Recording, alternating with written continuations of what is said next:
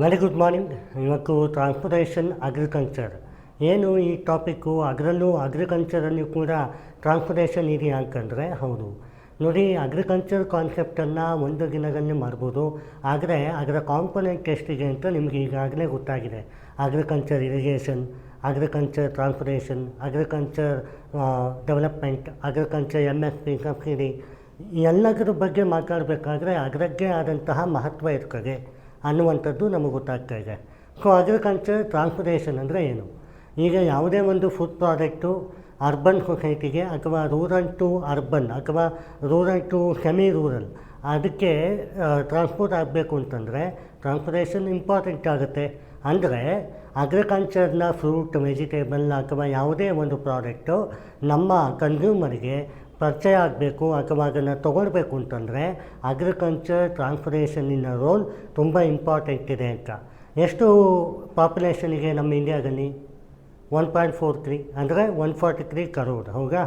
So 143 crore population ಅಂದರೆ 18% of the population. ಈಗ ಎಷ್ಟು ಜನಕ್ಕೆ ಫುಡ್ ಸಿಗ್ತಾ ಇದೆ ಅನ್ನುವಂಥದ್ದು ಲೆಕ್ಕ. 11% ಜನಕ್ಕೆ ಫುಡ್ ಸಿಗ್ತಾ ಇದೆ. ಅಂದರೆ 18% ಆಫ್ 11% ಜನಕ್ಕೆ ಫುಡ್ ಸಿಗ್ತಾ ಇದೆ. ಪ್ರಾಬ್ಲಮ್ ಏನು? ಅಷ್ಟು ಕಮ್ಮಿ ಫುಡ್ಡು ಸಿಕ್ಕಿದ್ರೆ ಬಾಕಿ ಏನು ಮಾಡ್ತಾರೆ ಅನ್ನುವಂಥದ್ದು. ಪಾವರ್ಟಿ ಎಷ್ಟಿದೆ? ಇಂಡೈರೆಕ್ಟ್ ಪಾವರ್ಟಿ ನೋಡಿದ್ರೆ 64%ಗೆ, ಡೈರೆಕ್ಟ್ ಪಾವರ್ಟಿ 10%ಗೆ ರೆಡ್ಯೂಸ್ ಆಗಿದೆ. ಹಾಗಾದರೆ ಅಗ್ರಿಕಲ್ಚರ್ ಟ್ರಾನ್ಸ್ಪೋರ್ಟೇಷನ್ಗೂ, ಪಾವರ್ಟಿಗೂ, ಇನ್ಇಕ್ವಾಲಿಟಿಗೂ, ಫುಡ್ ಸಪ್ಲೈ ಚೈನಿಗೂ ಏನು ವ್ಯತ್ಯಾಸ, ಏನು ಸಂಬಂಧ ಅಂತ ಒಂದು ಕ್ವಶನ್ ಬರುತ್ತೆ. ಮೊದಲನೇದಾಗಿ ಇದಕ್ಕೆ ಸಂಬಂಧ ಇದೆ.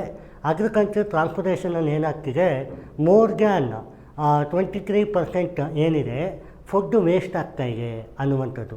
ಅಂದರೆ ಈಗ ನಾವು ಹಂಗರ್ ಟಾಪಿಕಲ್ಲಿ ನೋಡ್ತೀವಿ, 50 kg ಪರ್ ಪರ್ಸನ್ ವೇಸ್ಟ್ ಮಾಡಿದ ಫುಡ್ಡನ್ನು 40 kg ಪರ್ ಆ್ಯನಮ್ ವೇಸ್ಟ್ ಆಗ್ತಾಯಿದೆ ಒಬ್ಬ ಪರ್ಸನ್ನಿಂದ ಅಂತ ನಾವು ನೋಡಿದಾಗ ಅದು ಆಫ್ಟರ್ ಟ್ರಾನ್ಸ್ಪೋರ್ಟೇಷನ್, ಆಫ್ಟರ್ ಕನ್ಸ್ಯೂಮಿಂಗ್, ಹೌದಾ? ಈಗ ಬಿಫೋರ್. ಸೊ ಇಲ್ಲೇನಾಗುತ್ತೆ, ಒಬ್ಬ ವ್ಯಕ್ತಿ 100% ಫುಡ್ಡನ್ನು ಬೆಳಗ್ಗೆ ಕೊಡ್ತಾರೆ. ಅದರಲ್ಲಿ ಮೋರ್ ದೆನ್ 30 to 40% ವೇಸ್ಟ್ ಆಗ್ತಿದೆ ಅಂದರೆ ಕೇವಲ 60% ಮಾತ್ರ. ಇನ್ನು 11% ಹಂಗರ್ ಬರೋಕ್ಕೆ ಸಾಧ್ಯವಾ? 11% ಹಂಗರ್ ಬಂದು ಅಷ್ಟೇ ಇರ್ತದೆ. ಅಂದರೆ 11% ಅಷ್ಟೇ ಫುಡ್ ಇರ್ತದೆ. ಬಾಕಿ ಜನ ಏನಿದ್ದಾರೆ ಟೋಟಲ್ 7 to 8% ಅವ್ರಿಗೆ ಊಟ ಇಲ್ಲ ಅನ್ನುವಂಥದ್ದು ಈ ತಾತ್ಪರ್ಯ.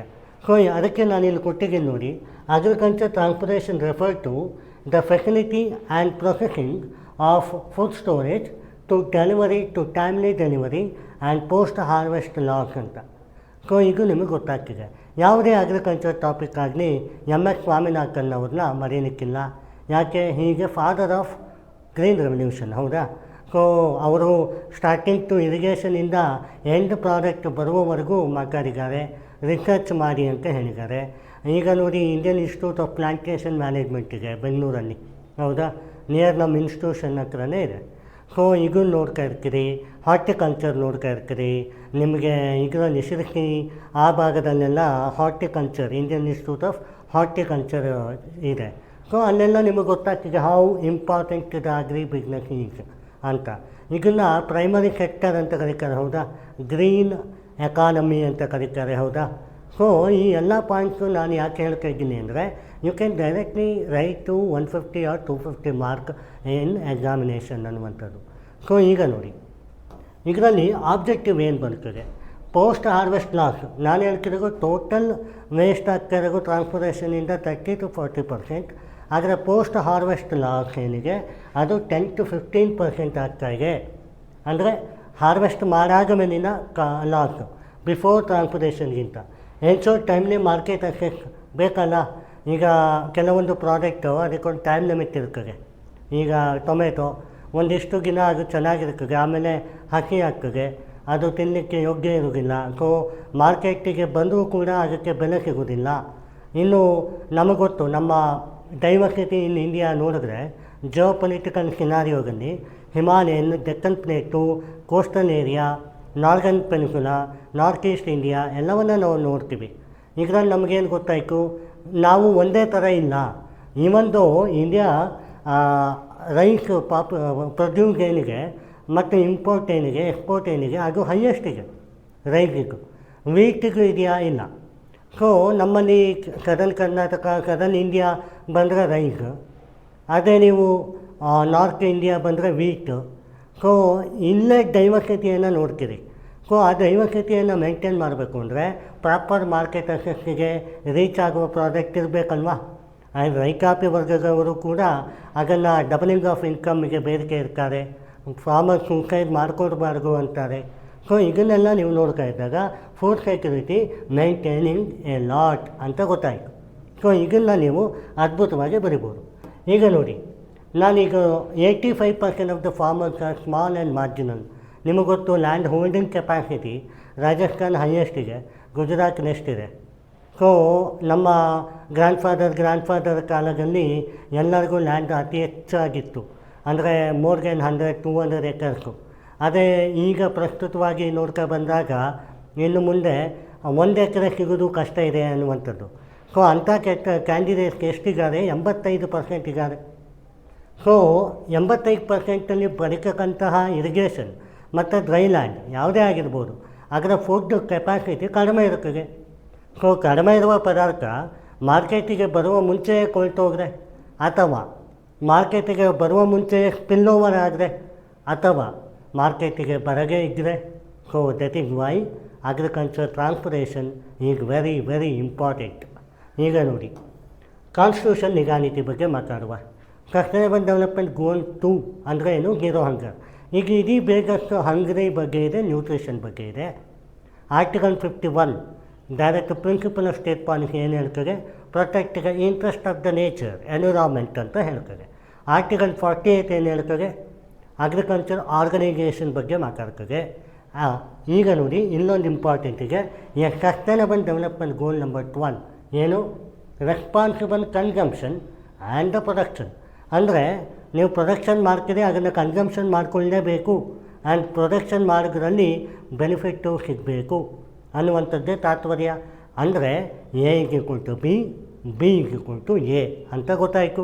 ಏನದು? ಪರಿವರ್ತನಾ ನಿಯಮ ಅಂದರೆ ಏನು? ನಿಮ್ಮ ಇಂಗ್ಲೀಷನ್ನೇನು? ಕಾಮಿಟೇಟಿವ್ ಪ್ರಾಪರ್ಟಿ, ಹೌದಾ?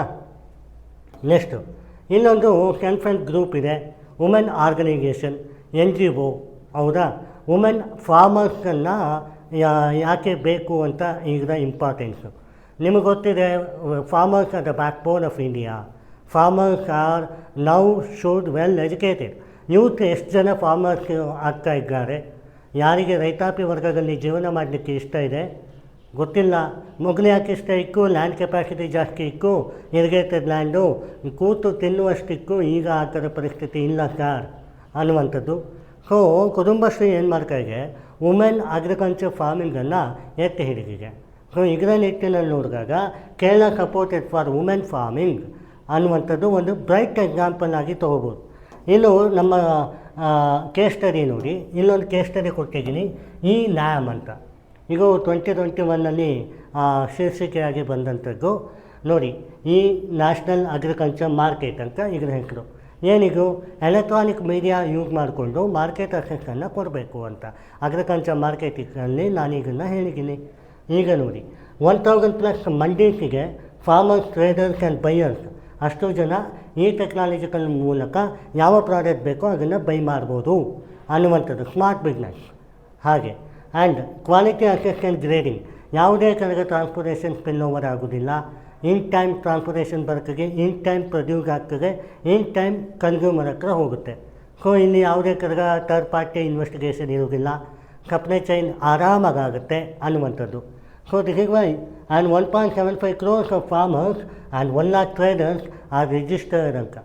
ಸೊ ವಾಟ್ ಎ ಬ್ಯೂಟಿ ಅಲ್ಲ, 1.75 crores of farmers, great. So 143 1% ಜನ ಅಂತ ಆಯಿತು. Next bulk movement and aggregation producer for efficient logistic. So ಇಲ್ಲೇನಾಗುತ್ತೆ, ಯಾವತ್ತೂ ಟ್ರಾನ್ಸ್ಪೋರ್ಟೇಷನ್ ಅಂದಿದ ತಕ್ಷಣ ಲಾಜಿಸ್ಟಿಕ್ಕು. ನಿಮಗೆ ಗೊತ್ತು, ಯಾರೂ ವಿಮಾನದಲ್ಲಿ ಟೊಮೆಟೊವನ್ನು ಸಾಗಿಸೋದಿಲ್ಲ, ರೋಡಲ್ಲಿ ಇಲ್ಲ ರೈಲಲ್ಲಿ, ಹೌದಾ? ಯಾರು ಏರೋಪ್ಲೇನಲ್ಲಿ, ಶಿಪ್ಪಲ್ಲೂ ಬರ್ಬೋದು. ಅದು ಕಂಟೈನರ್ ಮೂಲಕ ಅಥವಾ ಫಾರಿನ್ ಟ್ರೇಡರ್ಸ್ ಮೂಲಕ ಬರಬೇಕು. ಆದರೆ ಮೆಜಾರಿಟಿ ಬರುವಂಥದ್ದು ನಮ್ಮ road transportation. So road accident ಎಷ್ಟಾಗುತ್ತೆ ನಿಮಗೆ ಗೊತ್ತಿದೆ. Road accident for every 5 minutes ಒಂದು ಆ್ಯಕ್ಸಿಡೆಂಟ್ ಆಗುತ್ತೆ. ದಿನನಿತ್ಯ ಆದರೆ ನ್ಯಾಷನಲ್ ಹೈವೇಯಲ್ಲಿ ನೀವು ಇದನ್ನು ಕೇಳ್ಕೊಂಡೇ ಬರ್ತೀರಾ. So this is why it is important. And ನಮ್ಮ ಹಿಸ್ಟಾರಿಕಲ್ ಬ್ಯಾಕ್ಗ್ರೌಂಡ್ ನೋಡಿ, ಚೋಳಾ ಡೈನಾಸ್ಟಿ ಮತ್ತು Vijayanagara dynasty one among the contribution which is accelerated to growth of India in the primary sector in the early ancient India ಅಂತ ಕರೀತಾರೆ. ಏನು Dholavira water management ಆಗಿರ್ಬೋದು, Chola dynasty ಗ್ರಾಮಸಭಾ, ಗ್ರಾಮ ಆಡಳಿತ ಅಥವಾ ರೈತಾಪಿ ವರ್ಗಗಳಿಗೆ ಬೆನಿಫಿಟ್ ಕೊಡುವಂಥದ್ದು, ಅಥವಾ Indus valley civilisation Dholavira. So ನೀವೀಗೆಲ್ಲ ನೋಡ್ತಾ ಇದ್ದಾಗ one of the best culture in India ಅಂತ ಗೊತ್ತಾಯಿತು. ಇಂಡಿಯಾ ಈಗ ಇಂಡಿಯಾ, ಆಗ ಮಯನ್ಮಾರ್ ಕೂಡ ನಮ್ಮದೇ, ಶ್ರೀಲಂಕಾ ನಮ್ಮದೇ, ಅಫ್ಘಾನಿಸ್ತಾನ್ ನಮ್ಮದೇ, ಚೈನಾ ಪಾರ್ಟ್ ನಮ್ಮದೇ, ಆ್ಯಂಡ್ ನೇಪಾಳ್, ಭೂತಾನ್, ಬಾಂಗ್ಲಾದೇಶ್ ನಮ್ಮದೇ, ಅಫ್ಘಾನಿಸ್ತಾನ್ ಗಾಂಧಾರ ಅಂತ ಕರೀತಿದ್ರು. ಸೊ ಈಗೆಲ್ಲ ನೋಡ್ತಾ ಇದ್ದಾಗ how bright we are. India Asia ಸ್ಪೆಸಿಫಿಕ್ಕಲ್ಲಿ ನೋಡ್ತಾ ಇದ್ದಾಗ ಕೂಡ ನಾವೇ ರಿಚೆಸ್ಟ್ ಇದ್ವಿ ಅಂತ ಹೇಳ್ತಾರೆ, ಹೌದಾ? ಸೊ ಈ ನಿಟ್ಟಿನಲ್ಲಿ ನೋಡಿ. ಇನ್ನು MS ಸ್ವಾಮಿನಾಥನ್, ಹೀಗೆ ಫಾದರ್ ಆಫ್ ಗ್ರೀನ್ ರೆವಲ್ಯೂಷನ್, ಹೀಗೆ advocate to the green revolution, ಈಗ ಒನ್ ಅಮಾಂಗ್ ದ ಪಯನೀರ್ ಅಂತ ಕರೀತಾರೆ. And food is a basic human right and science. Food is a science and must work together to ensure the one digital market ensure the farm of better prices. ಅಂದರೆ he advocated from the irrigation to production and production to transportation to consumer affair. So ಇನ್ನೇನಾಗುತ್ತೆ, welfare of the farmers and welfare of the society ಎರಡೂ club ಆಗಬೇಕು ಅಂದರೆ food is an integral part ಅಂತ. So using the technology, food is a basic human right and science is a technology and policy the management and work together. ಅಂದರೆ ಎರಡೂ couple ಆದಾಗ the ensure no ಹಂಗರ್ ಅಂತ ಹೇಳ್ತಾರೆ. ಅಂದರೆ ಯಾವುದೇ ಒಂದು ಹಂಗರನ್ನು dispatch ಮಾಡಲಿಕ್ಕೆ ಅಥವಾ ಅದನ್ನು ಈಗೌಟ್ ಮಾಡಲಿಕ್ಕೆ one of the best criteria ಅಂತ ಯಾವುದಾದ್ರೂ ಇದ್ದರೆ that is a scientific research on technology in terms of agriculture ಅಂತ MS ಸ್ವಾಮಿನಾಥನ್ ಅವರು ಅಡ್ವೊಕಸಿ ಮಾಡ್ತಾರೆ. So this is why important it is.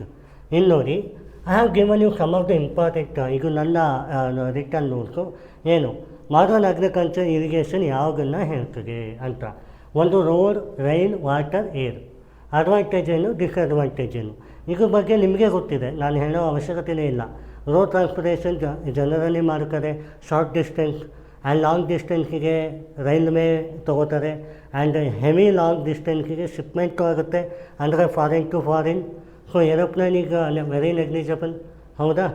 So ಯಾವುದು ಮಿನಿಮಮ್ ಕಾಸ್ಟು ಅಂದರೆ ವಾಟರ್ ಜೊತೆಗೆ ಶಿಪ್, ಯಾವುದು high cost road. So aeroplane ಅಂತೂ ಯಾರೂ ಮಾಡೋದೇ ಇಲ್ಲ ಜನರಲ್ಲಾಗಿ. So fastest mode of transport ಆಗಿರ್ಬೋದು, most expensive but it is not fastest.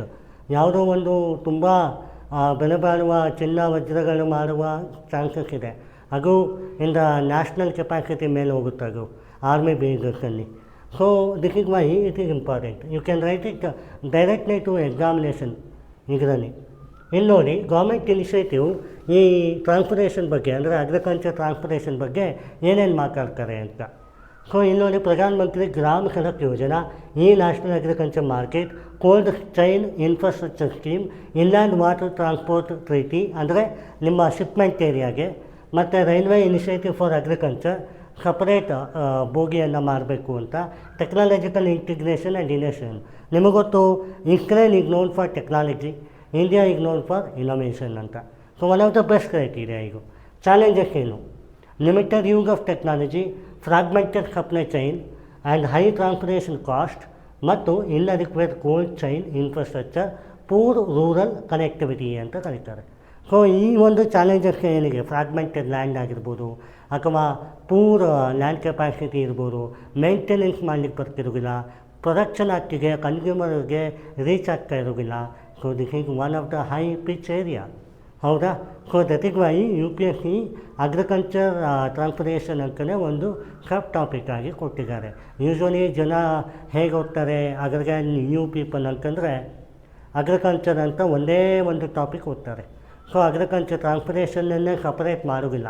So we are providing here agriculture transportation separate notes, separate points. ನೀವು ನೋಡ್ತಾ ಇರ್ಬೋದು ನನ್ನ ನೋಟ್ಸಲ್ಲಿ ಈ ಪಾಯಿಂಟ್ಸ್ ಆ ಪಾಯಿಂಟ್ ಆಗಿರೋದಿಲ್ಲ, ಅಲ್ಲೇ ಕಾಮನ್ ಫೀಚರ್ ಇಲ್ಲದೆ.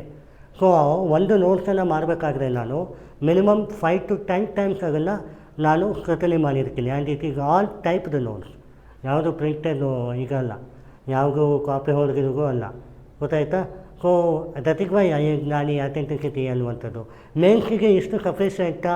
100% ಸಫಿಷಿಯೆಂಟ್. ಯಾಕೆ? ಮೇನ್ಸ್ ನೀವು 150-250 ಮಾರ್ಕ್ ಬರ್ತೀರಿ and what not you are going to write on it unless until the club of information in terms of inclusive society, sustainable development, holistic society and agriculture. ಹೌದಾ? So you can right ಆರಾಮ್ಸೆ 150-250 words. Next ನೋಡಿ, solution. ನಾವೇನು ಮಾಡಬೇಕು? Awareness ಕೊಡಬೇಕು ರೈತಾಪಿ ವರ್ಗಕ್ಕೆ. Digitally technology you can come and transportation is like this and road transportation how far we are achieving it in the road scenario, accident ಕಮ್ಮಿ ಮಾಡೋದು, in timely delivery ಕೊಡೋದು, market access from production to consumer. So this is all the pivotable interest. ಹೌದಾ? Interest of the nature of the state ಇರಬೇಕಾ, centre ಇರಬೇಕಾ, individual ಇರಬೇಕಾ, all should end done ಇರಬೇಕು. So that is why important local ಪಂಚಾಯತಿಗೆ autonomy ಕೊಡಬೇಕು ಅನ್ನುವಂಥದ್ದು. And financial support incentive farmer aware and training ಬೇಕಲ್ವಾ? I think probably one fellow is PhD, he is also a farmer, and one he is not even stepped for the schooling, and he is also a farmer. So what we can do it, his experience is more than PhD person, but his knowledge is more than that one who not stepped schooling. So ನಮಗಿಬ್ಬರು ಬೇಕು, ಫಾರ್ಮರಿಗೆ farmer, that's all. That is why the technology ಈಗ rise ಅಂತ. ಆಮೇಲೆ way forward ನೋಡಿ, ನಾನು way forward ಮತ್ತು ಸೊಲ್ಯೂಷನನ್ನು ಒಂದೇ ಮಾಡಿರೋದಿಲ್ಲ. ಯಾಕೆ ಅಂದರೆ ವೇ ಫಾರ್ವರ್ಡ್ ಅಂದರೆ ಈ ಕಡೆ ಇದೆ, ಈ ಸೊಲ್ಯೂಷನ್ ಮಾಡ್ಬೋದು, ಇದಾದ್ಮೇಲಿಂದ ಇನ್ನಷ್ಟು ಮುನ್ನುಗ್ಗಲಿಕ್ಕೆ ಲಾಂಗ್ ಟರ್ಮ್ ಸಸ್ಟೈನಬಿಲಿಟಿಯನ್ನು ಕೊಂಡೋಗಲಿಕ್ಕೆ ವಾಟ್ ವಿ ಕ್ಯಾನ್ ಡೂ ಅನ್ನುವಂಥದ್ದು. ಸೊ ಇಲ್ಲಿ ನೋಡಿ, multi model transport, leverage technology, support small marginal farmer, enhance market linkage, PPT and policy and planning ಅಂತ. So this is why the management portion, administration portion and technological portion good governance-ಗೆ ನಿಲ್ಲುತ್ತೆ ಅಂತ ನಾನು ಹೇಳಿಕೆ. Good governance is equal to administration plus technology divided by management. That is administrative management, technological management ಅಂತ ಹೇಳಿಕೆ. So that is why here is also an important task. ಗೊತ್ತಾಯ್ತಾ? So efficient transportation is necessary for action to ease out the from producer point to consumer point. ಗೊತ್ತಾಯ್ತಾ? ಈ topic probably there may be a question today because high pivotable ಕ್ವಶನಿಗೆ. ಈ ಒಂದು national highway road transportation develop ಆದರೂ ಕೂಡ, Vijay Kelkar committee report ಬಂದರೂ ಕೂಡ, Ashok ದಲ್ವಾಯ್ committee report ಬಂದರೂ ಕೂಡ, this is a high pitchable point. ಹೌದಾ? ಸೊ ಇದನ್ನೆಲ್ಲ ಓದ್ತಿರಲ್ಲ, ಚೆನ್ನಾಗಿ ಓದಿ. ಓಕೆ, ಇದೇನೇ ಡೌಟ್. Thank you.